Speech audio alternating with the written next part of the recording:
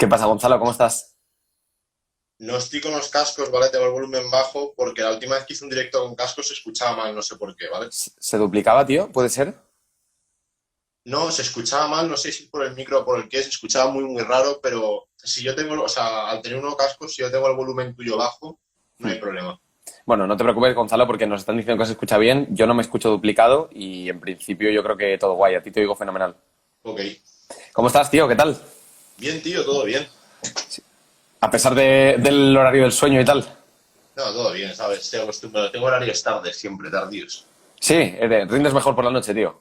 Sí, es que llevo acostumbrado, tío, desde que acabé la universidad, como tenía clases por la tarde, pues me he quedado ya con estos horarios para siempre. Se te alargaban las tardes, tío. Sí, sí, no, hombre, llegaba a casa aquí a las 10.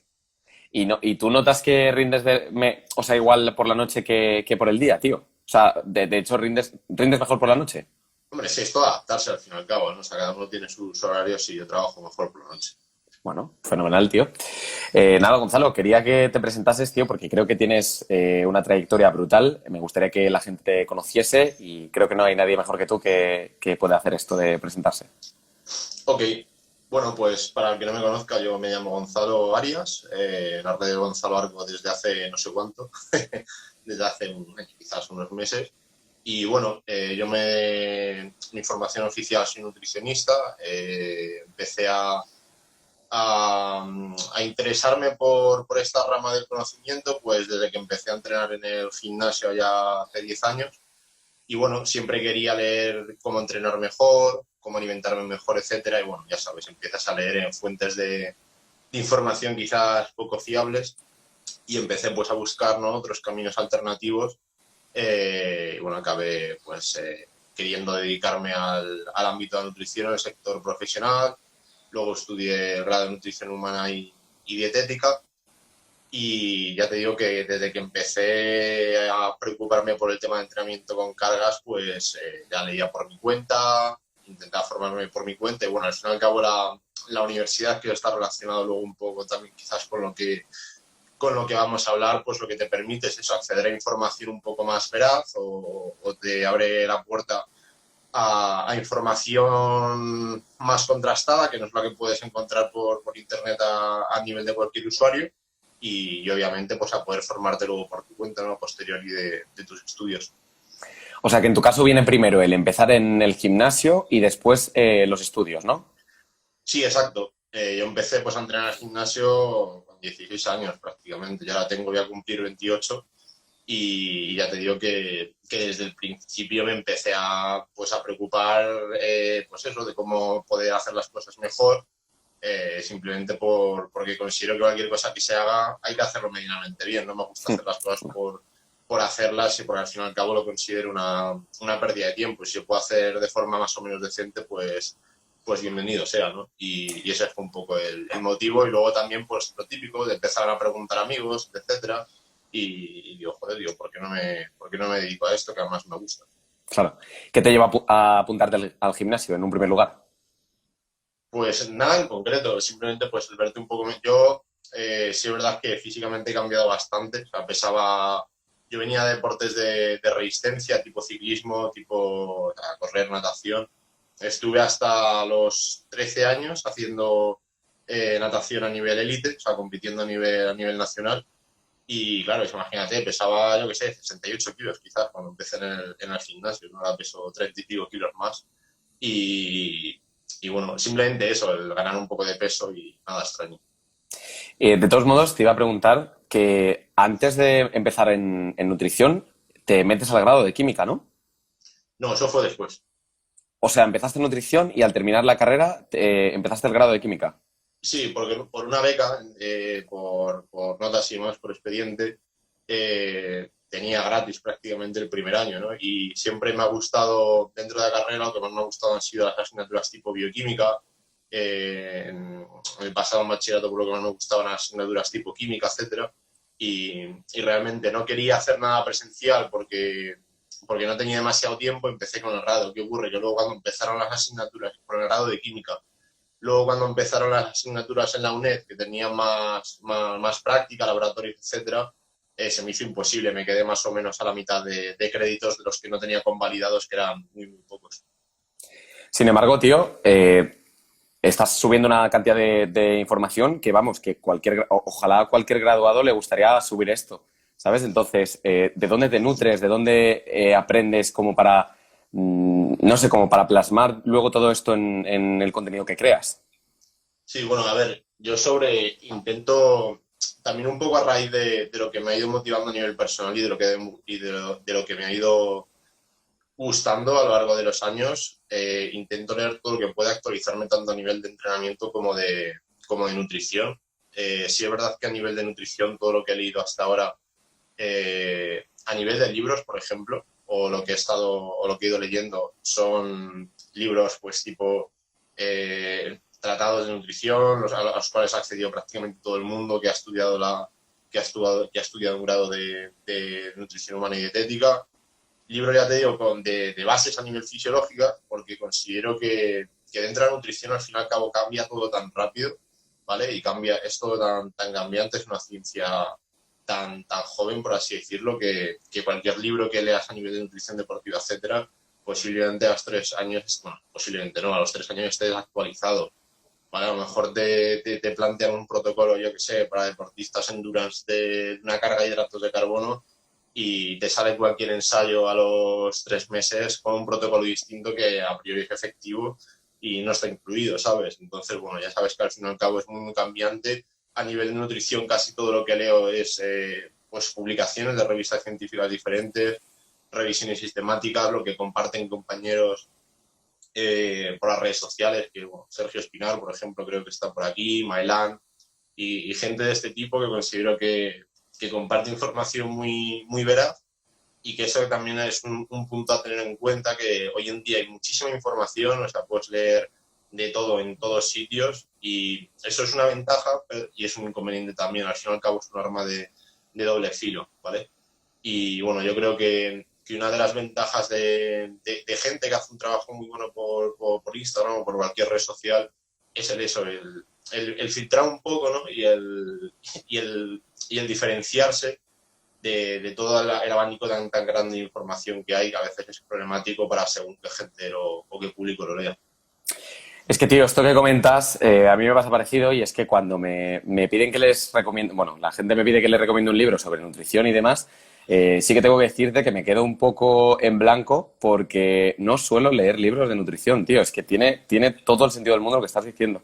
Yo creo que tiene mucho más sentido una revisión como puede ser la de Eric Helms y Greg Knuckles y demás, en la revista Más, o aquí en español, que tenemos la revista Natis, que, por ejemplo, un libro sobre nutrición, bueno, a lo mejor sí que te enseña un poco lo básico, pero sí que es verdad lo que comentas tú de que si el libro se publica el día 1 de marzo, los estudios que salgan el día 2 de marzo ya no los va a incluir. Y a lo mejor son Claro, o sea, revisiones súper potentes. Dime.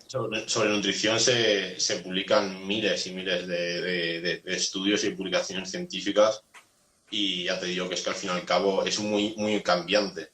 Entonces, yo considero que es más inteligente, que eso es un problema también de ahora, que aprovecho para comentarlo, es más inteligente el preocuparse o el nutrirse más de unas bases, ¿vale? Sobre todo para la gente que venga de otras ramas del conocimiento, que, que poner tal era a lo mejor cosas muy concretas sobre, yo que sé, un protocolo de X cosa para, ya sea para deportes a lo mejor que importe la estética o que sean físicos, etc. ¿Vale? Al fin y al cabo necesitas tener unas bases para entender cualquier tema relacionado y ya no solo para entenderlo, sino para ser crítico, ¿sabes? Porque es que si no, al fin y al cabo el problema de hoy en día es que tú coges un paper o cualquier publicación, la lees de arriba abajo, bla, bla, bla, te quedas con todo, lo escupes y ya está. Y el problema es que hay gente que es que incluso eso lo adopta a su trabajo, es decir, a los profesionales del sector, a sus clientes, de forma directa, ¿sabes? Lo extrapola de forma como si fuese una verdad universal y eso también creo que es un problema. Otro día subí una publicación, no sé si ayer o antes de ayer, Mayra en Fontes, que para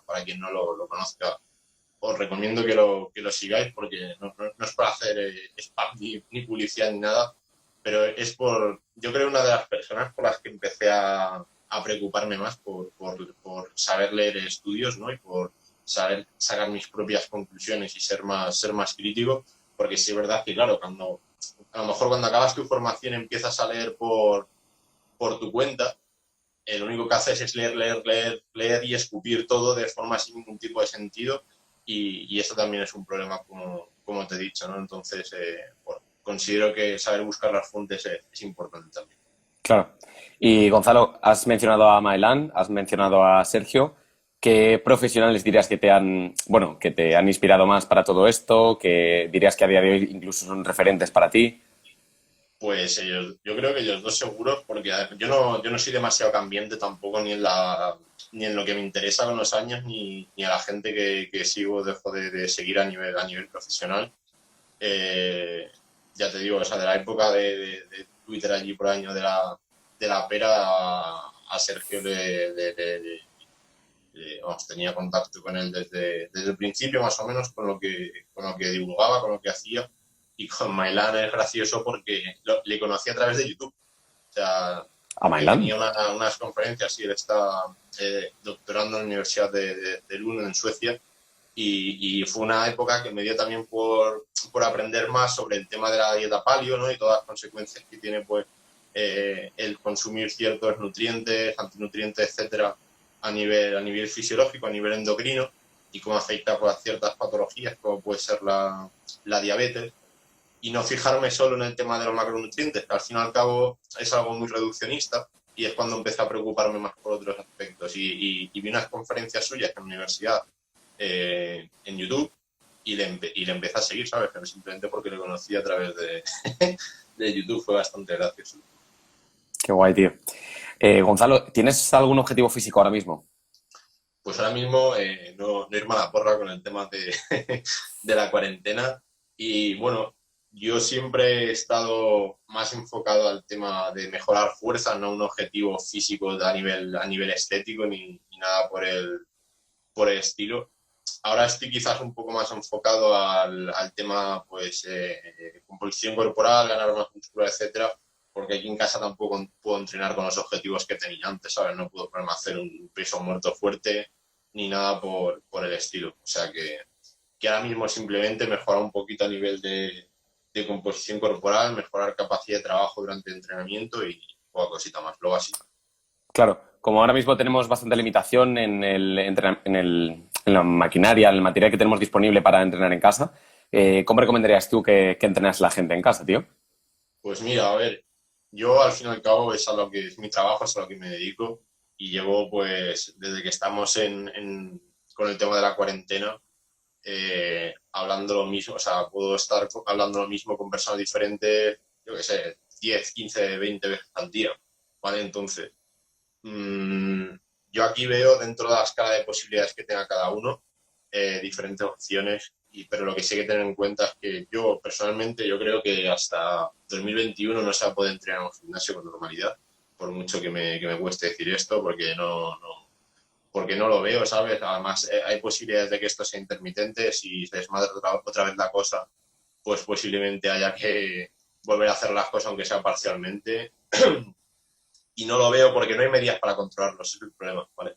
Entonces, yo lo que recomiendo es que dentro de la escala de posibilidades de cada uno, se utilicen los recursos de forma inteligente y de forma racional. ¿Qué quiero decir con esto? Que no hace falta gastarte 5.000 euros en un gimnasio, ¿vale? Para tenerlo en casa, pero sí se puede a lo mejor, pues imagínate, yo que sé, coger todas las cuotas del gimnasio que te vayas a ahorrar por ir al gimnasio, invertirlo en material tuyo propio, poquito a poco. Siempre puedes ir escalando un poquito lo que tengas en casa y empezar, pues, lo que te permita entrenar de forma más eficiente. Aquí el tema, que es una palabra, el tema de eficiencia que se utiliza mucho últimamente, pues aquí es cuando hay que realmente utilizarla, que es utilizar lo mínimo, básicamente los mismos recursos que tengas para poder entrenar lo mejor que se pueda, ¿vale? Entonces, yo lo que recomiendo es que si no se puede comprar nada más, bandas de resistencia, obviamente, y una kettlebell, ¿vale?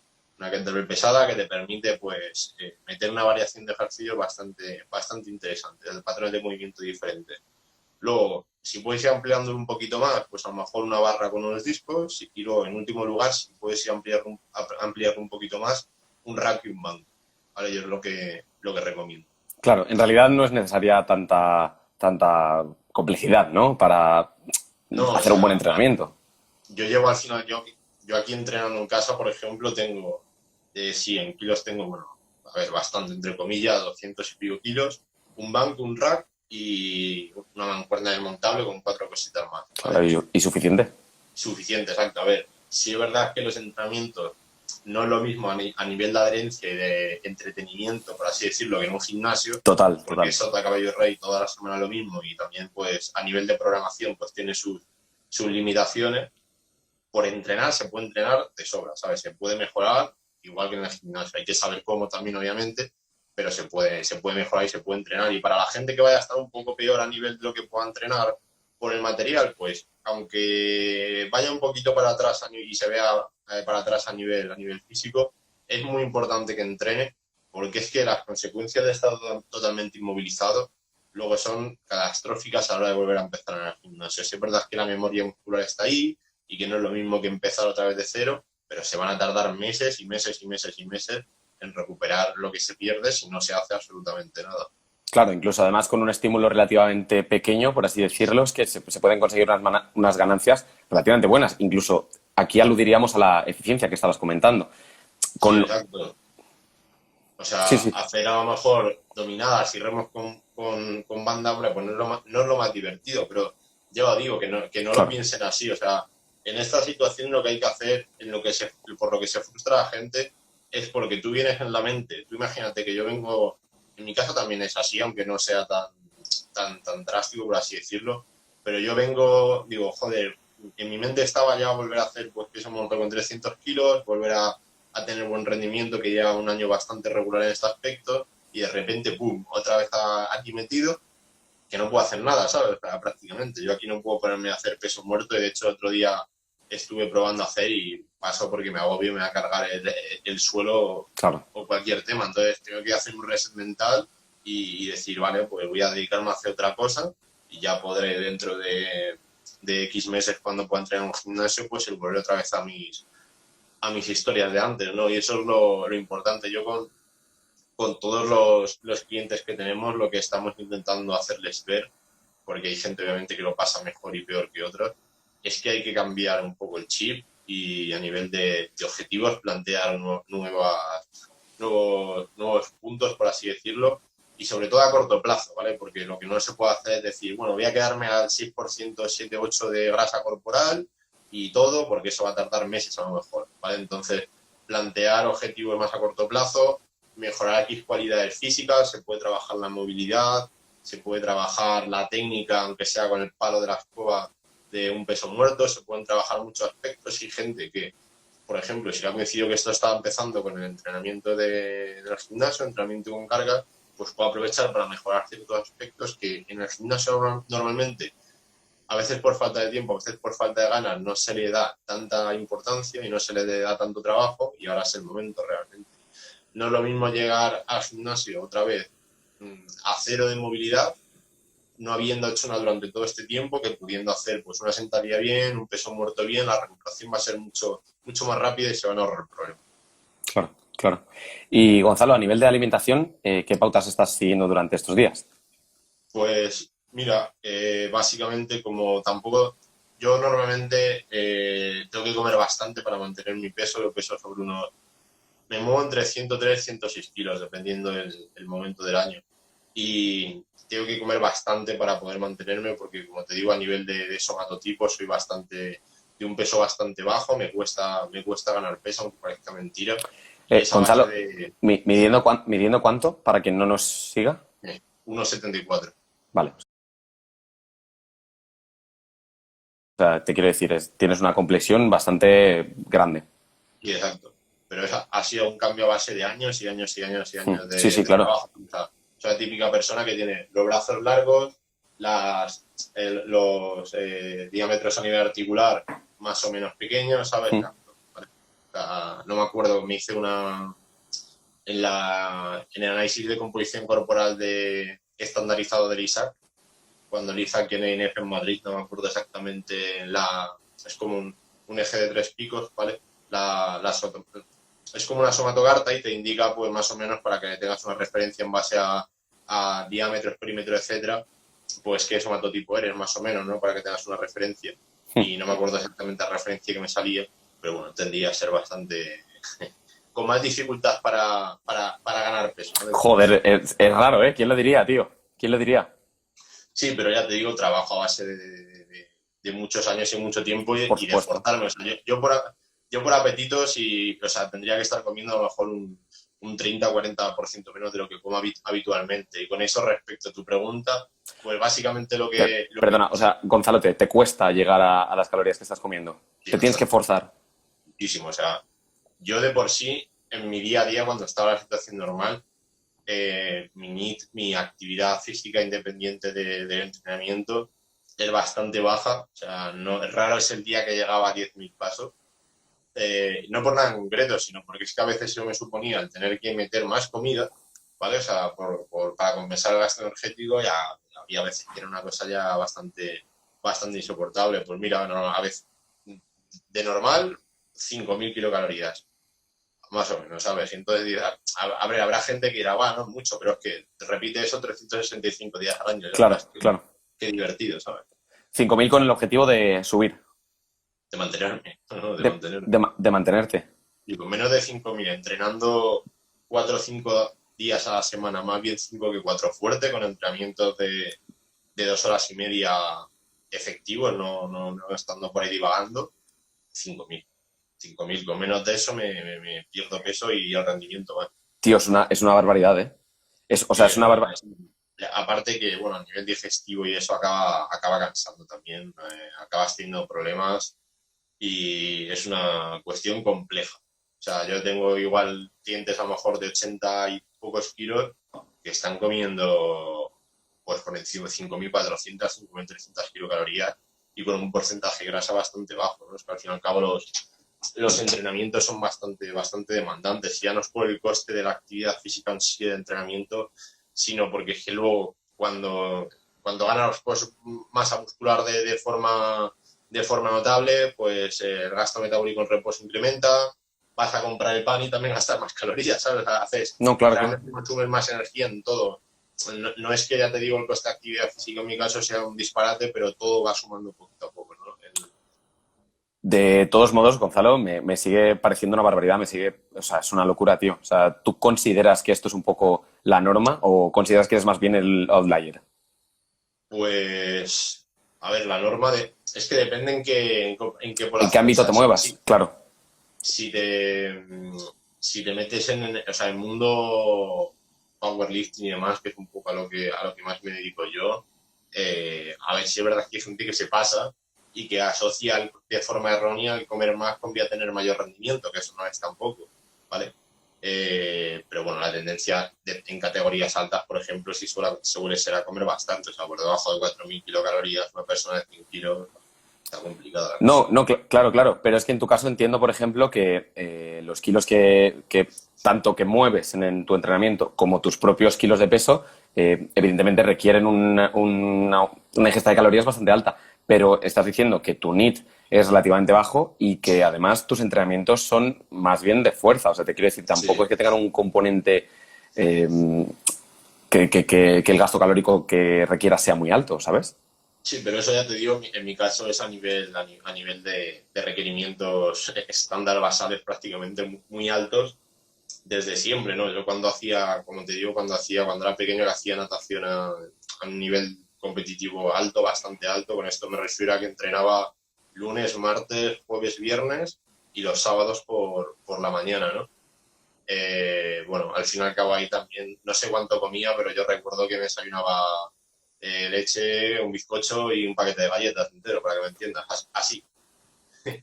Y acababa eso y tenía hambre, ¿sabes? O sea, yo que sé, igual me podía meter el desayuno con 13 años 1.000 calorías, los 800, no lo sé. No lo sé. Qué locura, tío. Y, por ejemplo, que nos lo estaban preguntando por aquí por los comentarios, ¿en cuántas comidas lo estás repartiendo? ¿A cuánto tienes la proteína por kilo? ¿Estás midiendo realmente las calorías o estás comiendo? Yo me imagino que sí que las estás midiendo. Sí. Pero bueno, ¿nos puedes contar un poco sobre todo esto? Sí, pues mira, tengo que medirlo principalmente porque es algo curioso. Si no contabilizo lo que ingiero, casi siempre sobreestimo lo que consumo y me quedo O sea, me quedo por debajo. Pienso que estoy consumiendo más kilocalorías, más energía de la que estoy consumiendo realmente. Y bueno, pasa quizás como en el caso contrario, ¿no? De población, por ejemplo, que tiene sobrepeso, que tiene obesidad. Estamos en la vertiente contraria. Se piensan realmente que consumen menos calorías de las que están consumiendo cuando no miden nada, no pesan nada de la comida ni hacen ningún registro. Y esto es al fin y al cabo porque la regulación que hay a nivel neuroendocrina pues siempre te va a tirar hacia un lado o hacia otro, ¿no? En mi caso, pues obviamente hay mucha ingesta de comida ya de por sí, pues vas a ver más señalización a nivel central, a nivel del sistema nervioso central De saciedad. del apetito, exacto, de saciedad, y es que lo fisiológico es no comer más, ¿vale? O sea, lo normal sería no comer más. ¿Qué ocurre? Que si yo no peso nada, mi cuerpo no es imbécil. Claro. Va a decir, Perderás peso. no vas a comer más. Y o sea, normalmente, para que te hagas una idea, una semana que hice la prueba de no pesar nada, pues estuve más o menos de media consumiendo unas entre 800 y 1200 kilocalorías menos de las que necesitaba. Y el problema no es un día, que eso, el balance que genera durante 7 días de déficit pues es bastante grande. Ahora mismo estoy haciendo 4 comidas, ¿vale? Y a veces 5 dependiendo de cómo me encuentre en el día. Si hay días que tengo más apetito, hago 4. Que al fin y al cabo ahora mismo, como estoy consumiendo 4000 aproximadamente, ¿vale? Pues eso es muy sencillo, son 4 comidas de 1000 calorías, redondeando. Tanto el desayuno como lo que hago una comida tarde sobre las 4, como la media tarde y como la cena, ¿vale? Y en otros casos, si paso despierto más horas y demás, hago 5 comidas. Pero no tengo un esquema fijo, lo hago según cómo me encuentre cada día, lo que me apetezca y lo que vaya comiendo, que no tengo las comidas 100% estructuradas tampoco. Y en cuanto a proteína por kilos de peso, pues ando más o menos siempre por encima de 2,2. Casi siempre por encima de 2,2. ¿No se te complica, pesando entre 103 y 106, llegar a estos 2,2 gramos de proteína por kilo? Pues aquí hay dos vertientes, en mi caso no, pero ¿por qué? Porque el consumo calórico es relativamente bastante alto. Entonces, al final, y además gran parte de energía, o sea, dentro de los macros energéticos principales, dentro de los hidratos de carbono y de las grasas, yo estoy consumiendo, pues para que te hagas una idea, unos entre 500 y 600 gramos diarios de hidratos de carbono, más bien hacia 600, ¿vale? Entonces, que eso son las 2.400, 2.500 kilocalorías solo de ahí, ¿vale? Entonces, ¿qué ocurre? Que de ahí, pon que un 5% sea proteína de origen vegetal, ¿vale? Entonces, al fin y al cabo, no me es demasiado complicado porque ya tengo bastante carga de proteína de origen vegetal al meter tanta fuente de Claro, tiene hidratos de sentido. carbono. Pero no, o sea, el tema de la proteína no es un problema por eso. Si estuviese en una dieta a lo mejor de 2 gramos por kilo de hidratos de carbono, por alguna cuestión, sí que tendría a lo mejor algún problema. Claro, claro. Sí, sí, sí, tiene sentido. Bueno, Gonzalo, y hablando de tema de la alimentación, bueno, no, antes de pasar, me gustaría también que nos contases cómo lidias con la ansiedad, claro, porque si, con la ansiedad, no, perdona, con la saciedad, porque claro, si tú tienes que comer 5.000 calorías o 4.000 en este caso al día y el estómago no te da, ¿qué haces, tío? ¿Cómo lo consigues? Pues, a ver, lo que más suele afectar a esto son diferentes estados emocionales, ¿no? Tipo, todos tenemos estrés a lo largo del día por cualquier motivo, por trabajo, por una situación mala a nivel personal, lo que sea. Y estas situaciones realmente es lo que te suele generar problemas a la hora de tener que ingerir esta carga calórica tan alta, ¿no? Eh, en muchos casos lo que hago es recurrir a comidas líquidas, o sea, lo que hago es hacer a lo mejor una primera comida y una tercera, o sea, a lo mejor una comida y una cena normal, estándar, con una comida sólida, y luego en el resto pues intento recurrir a alimentos que sean dentro de que se pueda calóricamente densos, ¿vale?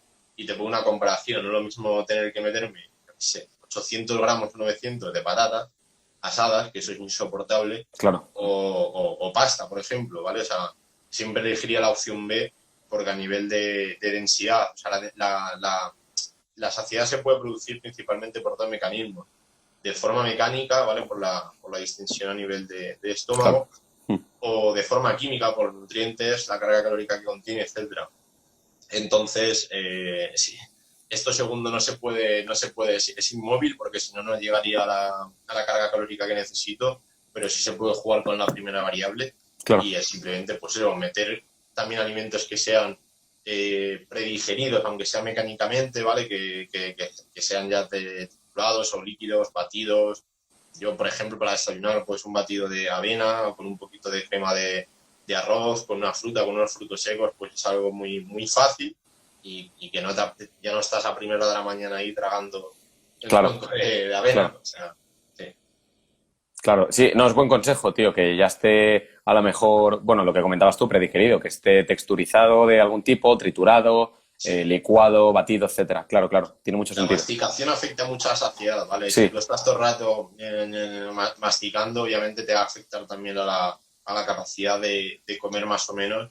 Y bueno, simplemente eso, buscarse un poco trucos para hacerlo más fácil y más llevadero. Lo que no se puede hacer es decir, ahora toma 5.000 calorías de arroz y pollo claro. y No, ensalada, porque es que al segundo día imposible. Además, luego, pues, en según qué casos, pues puedes tener problemas a nivel intestinal, etc.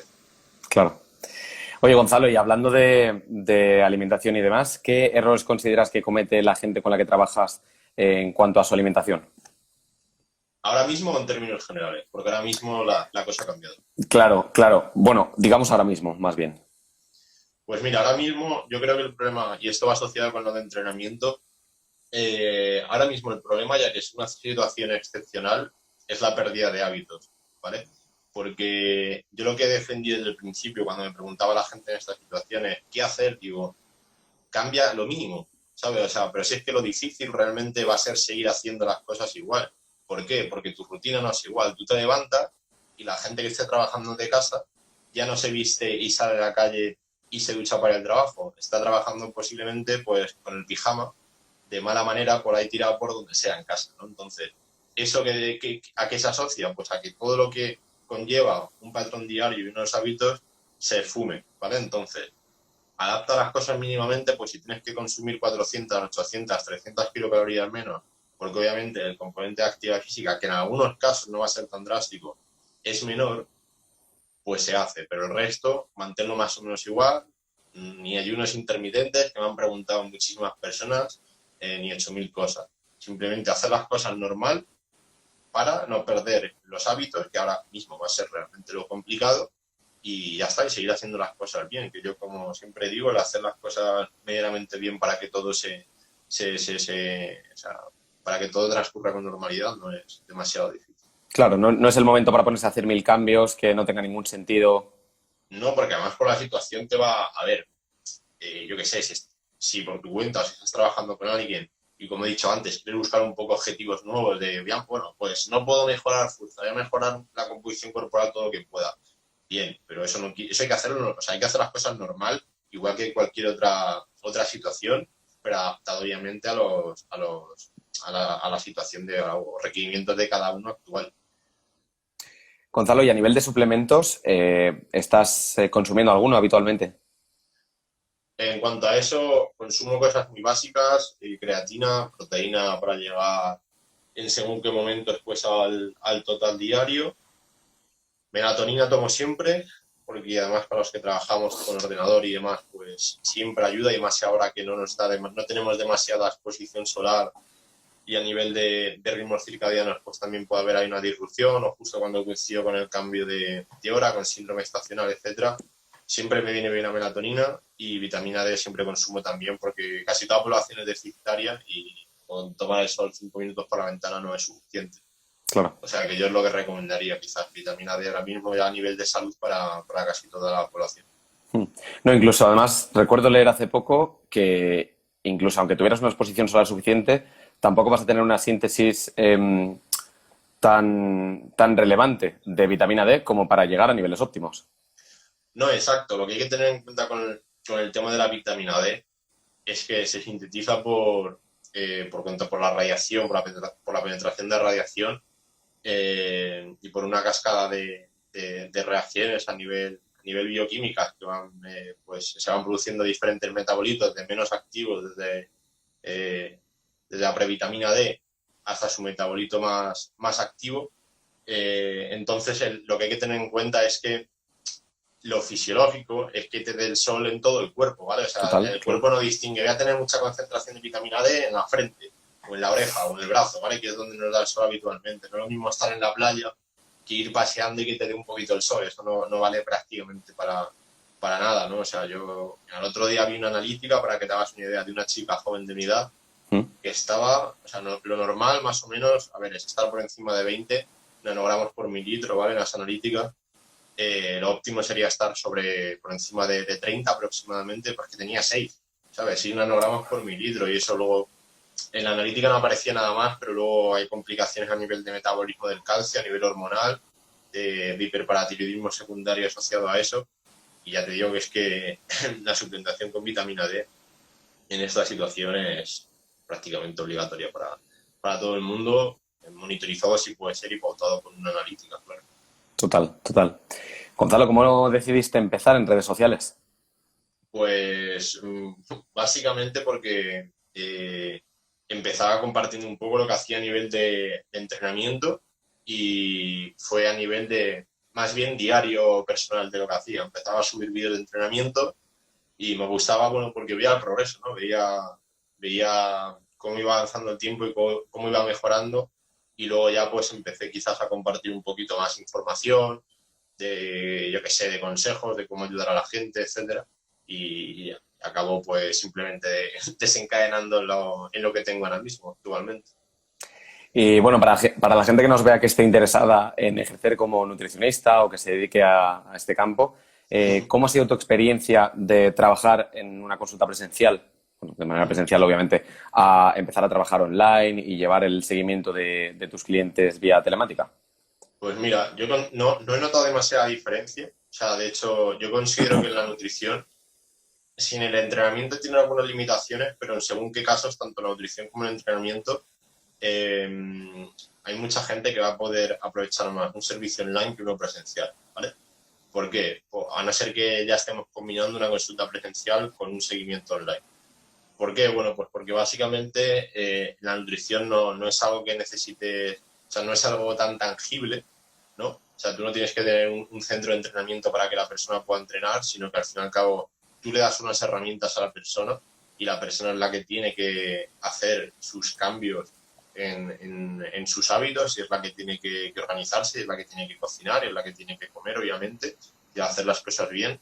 Y quizás el seguimiento online es lo que permite a esas personas tener mayor adherencia, porque sobre todo pones objetivos intrasemanales prácticamente, ¿no? O sea, dependiendo del estilo de trabajo, no es lo mismo pautar a lo mejor una cita, una consulta presencial cada 3 semanas, o cada 4, cada 5, que luego a lo mejor no puedo, no sé qué, tal. Y se desmadra un poco la cosa, que le estar haciendo un seguimiento más centrado semanalmente, que no tiene por qué ser tampoco demasiado exhaustivo ni agotador para la persona, que eso yo siempre lo digo. No puedes imponer a alguien el estar todo, aparte de que es absurdo, el estar pesándose todos los días, mandándote fotos, perímetros, no sé qué, porque acabas tan narices, ¿sabes? De hacer eso todos los puñeteros días.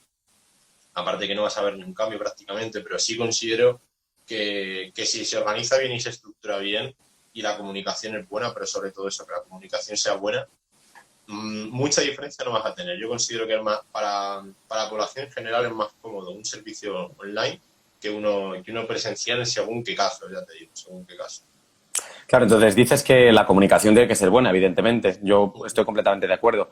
Pero aparte de ¿qué otros consejos le puedes dar a un nutricionista que se dedique a ejercer online?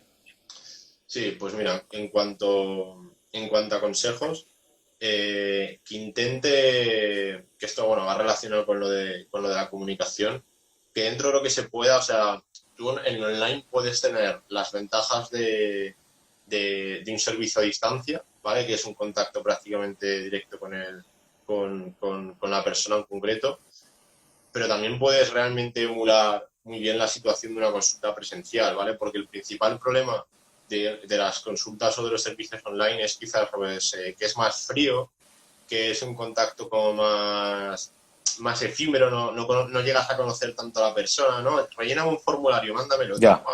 Tú al fin y al cabo cuando estás programando, yo que sé, la dieta de cualquier persona o los menús o lo que sea, o simplemente haciendo una valoración inicial o dándole unas pautas, tú no puedes basarte únicamente peso, altura, edad, patologías, intolerancia. O sea, está bien porque son otros objetivos que tienes que tenerlo, pero tienes que conocer un poco más el background, el trasfondo de la persona y hablar con él y qué quieres y qué has hecho y de dónde vienes y qué estás buscando y qué has leído incluso o conoces a alguien ¿sabes? O sea, con esa información tú lo que debes obtener son pues ciertos recursos para poder hacer tu trabajo lo mejor posible, ¿no? Tú rellenando un formulario por vía web, internet, de un récord de 24 horas, de lo que pesas y de lo que mides y las intolerancias y poco más, con eso no tienes información suficiente, ¿vale? Entonces, mi recomendación principal para la gente que trabaja online 100% es que conozca a fondo a la persona que está trabajando, que llame por teléfono, que no es lo mismo que hablar por WhatsApp. Y si puede hablar por una videollamada, mejor aún porque le ves hasta la cara, ¿vale? Es importante porque eso te da más información. O sea, tú sabes realmente una persona cuando te está contando lo que quieres oír o cuando te está contando lo que realmente es, ¿vale? Esto como cuando vas al médico, que llevas una semana reventado, ¿qué haces? ¿No? ¿Te estás tomando paracetamol cada tal? Sí, sí, sí. ¿Sabes? O sea, es más o menos lo mismo, ¿no? Siempre vas a tender al fin y al cabo a excusarte un poco o a barrer más para ti mismo, para autoprotegerte. Entonces, intentar conocer mejor a la persona y que sobre todo confíe en ti, pues va a hacer que la relación y el trabajo sea mejor. Lo importante es que confíen en ti sobre todo, porque si no va a estar la cosa dando bandazos de un sitio para otro. Claro. Es que no sé con quién lo estaba hablando el otro día, pero que cuando ya llevas un tiempo dedicándote a esto, conforme cruzas 4 o 5 frases con un cliente o un paciente, ya sabes más o menos el grado de compromiso que va a tener, el grado de adherencia que va a tener. Independientemente del tipo de tratamiento que escojas, ya sabes hasta dónde puedes apretar. Exacto, ¿vale? Es importante, a ver, la adherencia obviamente lo es todo, es el principio básico, porque si no hay eso, no da igual lo bien o mal hecho que esté lo que estés pautando, que no va a tener efecto, ¿vale? Entonces, eso que dices es interesante porque lo que hay que tener en cuenta es que cualquier cambio que se haga en la vida de una persona, pues a nivel nutricional o cualquier otro factor ambiental o costumbres, entrenamiento, lo que sea, va a suponer un esfuerzo para la persona y va a suponer un estrés añadido, aunque para ti sea básico el levantarte y el cambiar el desayuno o en la comida comer diferente, para la persona es un estrés, ¿vale? Muchas cosas hay que hacerlas de forma gradual y no se puede imponer todo, pam, toma, hazlo, le das un papel y a partir de mañana empiezas, ¿no? Vete poco a poco, dice. Una persona, por ejemplo, que tenga malos hábitos de sueño, mala higiene del sueño, que eso me lo encuentro a diario, y los problemas a nivel nutricional muchas veces son consecuencia de otros problemas, que si no se solucionan primero los otros problemas, pues da igual lo que hagas a nivel nutricional, que posiblemente no mejora demasiado el asunto, ¿no? Entonces, si tú realmente atacas primero por otras vías, aunque no sea directamente tu trabajo, pero sabes que tiene mucha relación, empiezas por algo básico, ¿vale? Y luego vas poco a poco introduciendo esos cambios, que es realmente lo que ayuda.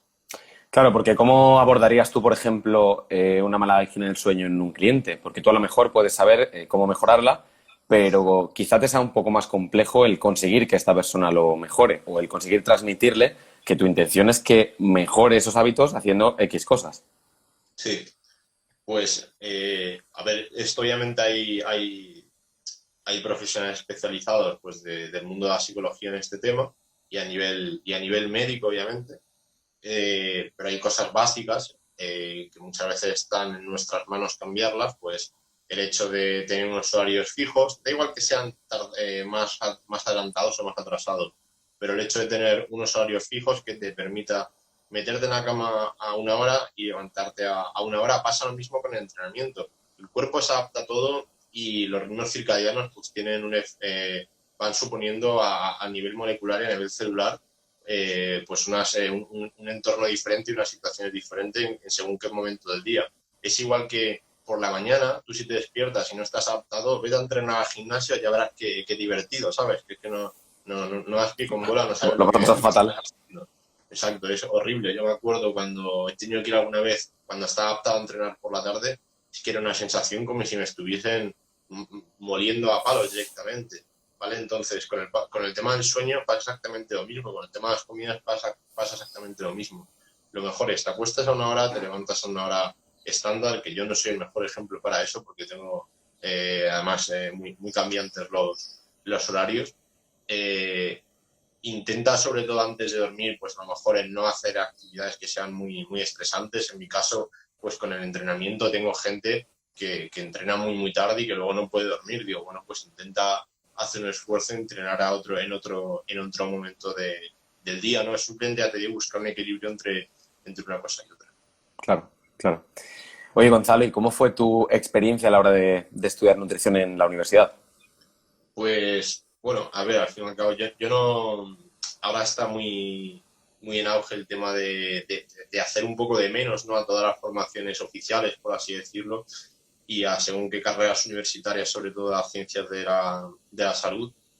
Pero yo considero que al fin y al cabo la universidad es un punto de inicio que te da acceso a una información y unos conocimientos que tienes ahí y que cada uno utiliza como quiere. Tú te puedes quedar ahí y con eso no estás preparado para la mayoría de las cosas que te vas a enfrentar en la vida real, y yo eso estoy de acuerdo, ¿no?, con las personas que dicen eso, pero tampoco puedes estar echando pestes y maldiciendo todas las carreras que pueda haber, ¿no? Y no, esto no vale, porque, a ver, tú en la carrera tienes un tiempo limitado, tienes 4 años, 5 o 6 en algunos casos, y, y sí es verdad que las cosas pueden estar mejor organizadas, peor organizadas, más actualizadas, menos actualizadas, en según qué sistema de educación, pues no es lo mismo estudiar aquí nutrición que estudiar en otro país, que estudiar en Estados Unidos. Sí, ya sabemos que no es igual, pero tú vas a tener acceso a la misma información que va a tener una persona al otro lado del mundo. Otra cosa es que te la den directamente o no,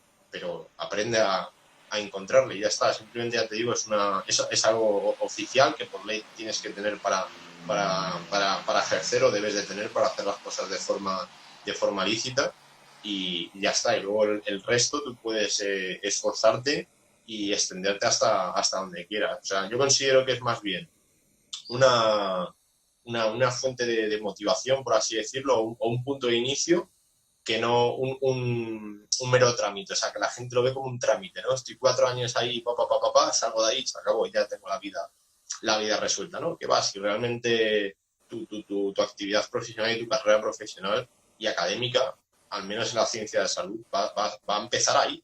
Va a empezar realmente cuando lo dejes, que va a ser cuando vas a tener que averiguar cosas por tu cuenta, y vas a exponerte a situaciones que no sabes o que no comprendes o que no tienes información. Te va a llegar una persona a la clínica y va a tener a lo mejor una patología, pues que no estás seguro, que no conoces, y tienes que saber dónde buscar información, y no eres peor profesional por no saberlo en ese momento. También se aprende, igual que un médico en el hospital pues va a cometer errores y va a tener que aprender, etcétera. Pues es al fin y al cabo un aprendizaje continuo. Claro, y tienes la humildad, o sea, tienes que tener la humildad de decir que no lo sabes y que sencillamente Sí, tienes hay que gente a lo aprenderlo. mejor que te viene con una patología digestiva. Yo ahora mismo, yo a nivel digestivo, yo puedo conocer, pues sí, sí, lo que he ido aprendiendo durante estos años, lo que sé de fisiopatología, etcétera, pero yo no lidio diariamente con personas que tengan problemas digestivos. En esos casos también hay que ser honesto y decir, joder, digo, yo no tengo ni idea de esto, entre comillas, ¿sabes? Aunque sea un profesional de eso, hay gente que debe de estar más o menos especializada en unos campos u otros, ¿vale? Porque no todo el mundo puede ser absolutamente perfecto y excepcional en todo. Pero en esos Claro, casos, claro. y, oye, mira, yo creo que esto te puede ayudar más a otra persona, pues vamos a encauzarlo por otra vía.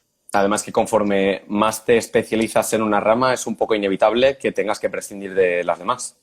Sí, sí, o sea, al fin y al cabo, sí es verdad que, bueno, que el tema conocimiento no ocupa lugar, es verdad, pero tú al fin y al cabo, si te especializas en una rama, tú vas a tener más experiencia específica de esa rama, ¿vale? Entonces, bueno, es como en los médicos, por ejemplo, que al fin y al cabo, que yo considero que la nutrición es igual. Tú no puedes estar leyendo, ni aprendiendo, ni tratando con personas, yo qué sé, como te digo, que tenga una patología a nivel digestiva, y estar únicamente centrado en eso, y luego trabajando en el otro extremo con gente de un deporte a nivel élite, ¿sabes? Por el poder sí puedes, pero es que la relación va a acabar chocando un poco, Claro. porque es que o estás en un tipo de población o estás en otro, ¿no? Al fin y al cabo, es que no tiene nada que ver una cosa con la otra. Entonces, es que en esos casos son como las especialidades médicas, que sí, que a lo mejor un oncólogo, obviamente, vas a ver, pues te pongo el mismo ejemplo, de aparato digestivo, vas a ver de aparato circulatorio y de patologías a nivel cardiovascular, pero no es un cardiólogo, ¿vale? O sea, tú no vas a hacer un ecocardiograma a un oncólogo ni a un Ya. ginecólogo, pues aquí pasa exactamente lo mismo, ¿no? Sí es verdad que quizás es un poco más reducido el espectro de trabajo y de conocimiento, pero es más o menos eso. Claro, no, yo creo que se entiende perfecto con el ejemplo que has puesto. Al final son trabajos distintos. Sí, totalmente. Oye, Gonzalo, ¿y qué consejo, bueno, más que consejo, qué aspectos crees que diferencian a un buen nutricionista de un mal nutricionista? Pues, a ver, el tema de distinguir entre bueno y malo, yo como siempre digo, o sea, se pueden hacer las cosas bien y de forma bastante sencilla, ¿vale? Es decir, eh, por hablar con una jerga especial o diferente, que considero que es un error cuando te diriges a las personas y también hay que saber cuándo hacerlo y cuándo no, no te hace mejor profesional, ¿vale? Lo que te hace mejor profesional es que de forma segura, de forma eficiente y de forma sobre todo lícita, ¿Mm? ¿vale? La persona pues consiga los objetivos para los cuales te está pagando, siempre y cuando tú consideres que eso no va a ser contraproducente para su salud, ¿vale? Eso considero que es lo que debería cumplir cualquier profesional de este sector, porque ya te digo, o sea, que hagan las cosas luego, o sea, al fin y al cabo esto no es una ciencia exacta y se pueden hacer las cosas de mil maneras diferentes y puedes comer 3 veces al día, y puedes comer 5 y puedes tomar 0,2 más menos gramos por kilo y puedes consumir creatina y 8.000 historias, ¿vale? Pero por lo general, o sea, no cerrarse a sistemas de trabajo, entre comillas, porque aquí no hay ningún sistema predefinido ni debería haber. ¿Vale? Cada persona es un mundo y se pueden hacer, como te digo, las cosas de mil formas diferentes y lo que a uno le va a ir bien, a otro posiblemente le vaya mal. Y es quizás lo que pondría por delante, ¿no? El hacer simplemente las cosas lo más sencillas posible. Que si ya de Claro. por sí una rama de conocimiento bastante compleja y que es muy cambiante, hacer las cosas muy simples y muy claras para que la persona pueda conseguir sus objetivos lo más eficientemente posible. Claro, y que sobre todo los protocolos con los que puedas estar trabajando no le supongan una carga excesivamente alta al cliente o al paciente, porque es que esa es otra. Exacto, yo no, o sea, es que yo no puedo coger y decirle a una persona que ahora ahora todo el mundo está con el tema de la supermotivación y de no, es que no, todo el mundo tenemos el mismo tiempo, es como lo aprovechas, bla, bla, bla. Vamos a ver, cada persona es diferente y cada persona puede tener una respuesta de estrés diferente. Y a lo mejor hay gente que se agobia simplemente por pensar que tiene que levantarse y comerse una tortilla de 3 huevos y hay gente que le da igual, ¿vale? Entonces, hay gente que eso le va a suponer un problema. Pues como para ellos es un problema, para ti no, pero para ellos es un problema, entiéndelo, Claro, ¿sabes? Entiéndelo. Y si te piden que le ponga un batido de whey con un bol de avena y con una pieza de fruta o lo que sea, pues pues sí, claro, cuádraselo. pues accede.